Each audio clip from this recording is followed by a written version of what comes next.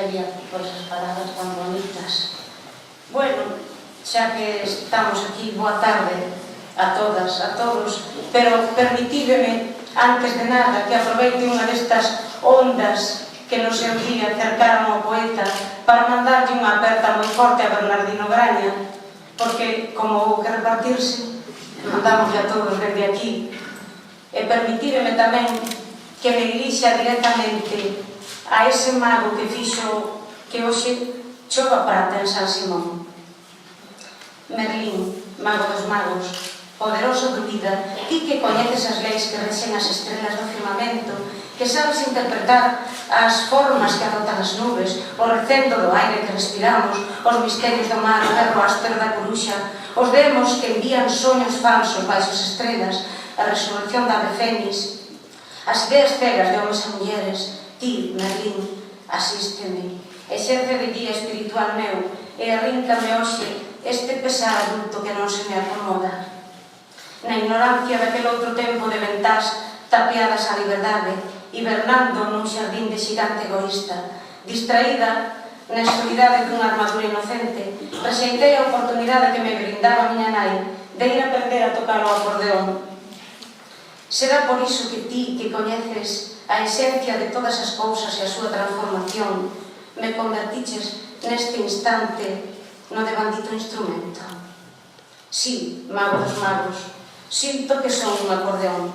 Estarrícame o privilexio de tomar a palabra diante de xente tan principal, malia a responsabilidade que este acto comporta, mas axiña me enche me encolle unha sensación agora consciente de que a lingua na que soño volve camiñar por pendentes esvaradías. Ainda así, esta honra achégame deliciosas melodías. O dito, como un acordeón. Cúmprense 25 anos dende que decidiches fuxir daquel bosque de Brocelandia no que te abandonara a dama do lado. Rebelaxeste contra quen quixo recluirte eternamente nunha gaiola, de cristal sí, máis gaiola.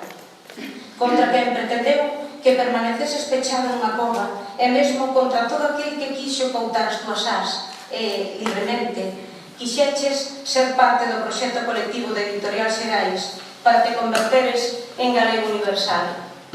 Merlín, adiviño feiticeiro, ti que trouxeches esta terra tantas veces ferida, unha chuvia mansa e fértil que fixo agromar floriñas prateadas nas abeleiras, permíteme mostrarche públicamente a miña bébeda para contigo.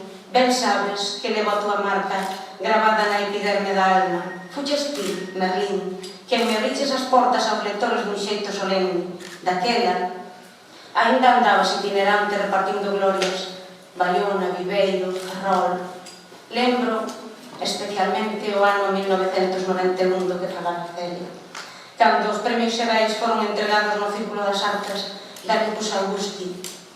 Desa cidade que anos despois, no 2000, arrouparon con libros para que a humanidade inteira escoitase os latexos da súa muralla. Cando oín o título da obra gañadora, Dúas vagas por máquina, o meu corazón comezou a minguar e estricar depresa e tamén entón sentín que me volvía acordeón. Merlín, abríchesnos a moitas e moitos de nós a entrada ao principal dos cuartos, ao dos lectores e lectoras, facéndonos vivir un romance coas palabras que nos permitiu recuperar o rumbo. Hai tempo, pois, que me conquistaches e tes un oco importante no meu mundo dos afectos. Ti e toda a familia Xerais. Celia, sempre atenta ao detalle. Elena, que me envía como a pan quente ese primeiro exemplar. Bragado, un comandante que enche de luzadas as brétemas. E Darío, e Miguel, e Xose, e Bea, e Manolo, e Alexandro. E tantos outros que están, ou estiveron, onde a palabra precisa levantar o voo. Por todo isto, sabio Merlín, a ti que es quen de falar cos animais, de cambiar de forma, de controlar o clima, de feito vedes que non chove. A ti que sempre renunciaches a enfurecer a Deus a natureza, prégoche que nunca máis nos volvamos invisibles.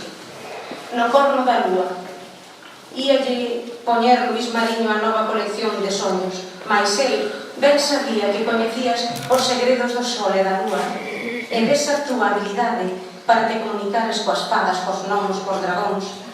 e remataches por ser ti mesmo, Merlín, o capitán.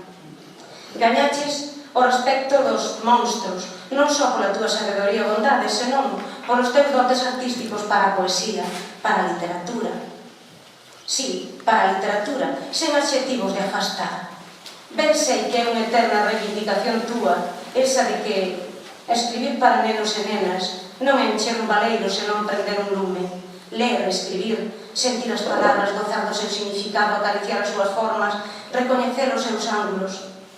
Enchen o mundo de sensibilidade e permítenos habitalo con maior intensidade. Por suposto que estou contigo. As etiquetas ásperas mancan en máis sitios ca no reverso dos xerseis. Esta que chamamos literatura infantil ofrécenos a posibilidade de nos achegar aos máis novos, mas tamén ao ser humano en xeral. Non renuncia a explorar os corazóns adultos. Permíteme, druida, que faga unha puntualización que me presta.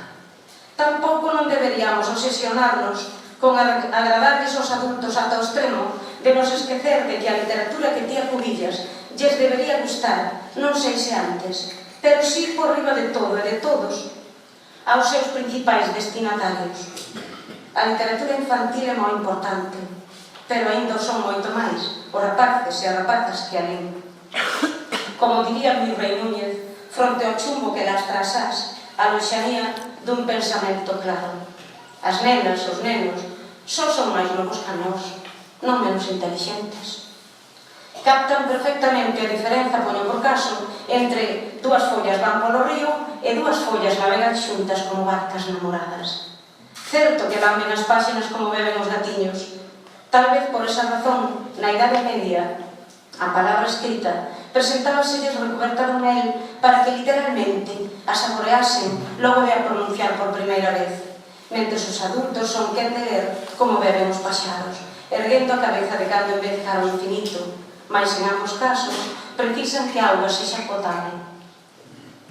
Ven ao caso aquel xitano corpulento, de mans de gorrión, que apareceu alá polo mes de marzo nunha aldea de 20 casas de barro, á beira dun río, para presentar a oitava maravilla dos sabios alquimistas de Macedonia, capaz de dar vida propia ás cousas.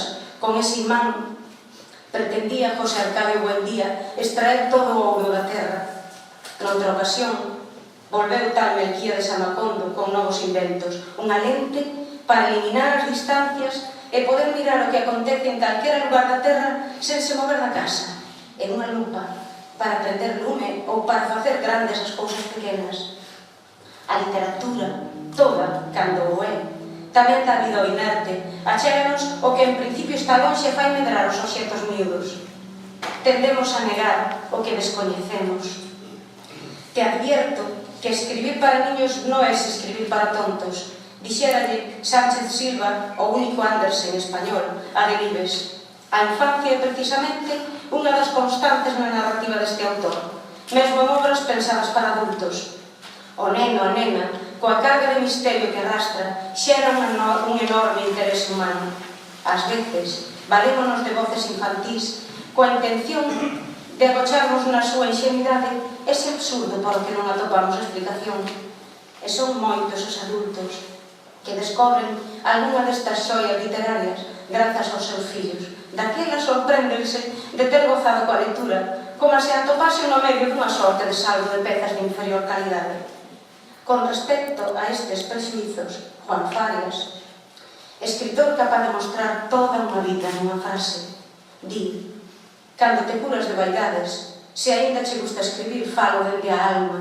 Daquela, curiosamente, sen pretender o faz literatura infantil ou juvenil ou como vos guste chamar, ao que só é literatura clara. Estou con Farias en que a diferenza radica en que a podan ler os cativos sen intérpretes. Un personaxe que aparece en Fábulas e leyendas de la mar de Cunqueiro, Aristón de Chíos, compara un estudante de lóxica cos comedores de cangrexos, xa que para levar un chisco de carne á boca han de facer moitas cascas. Ben valosímil para a literatura infantil. Aproveito este 25 aniversario da colección Merlín para convidarvos a pausar a ollada na nenez, nese tempo sempre inabarcable, tal como fixo Manuel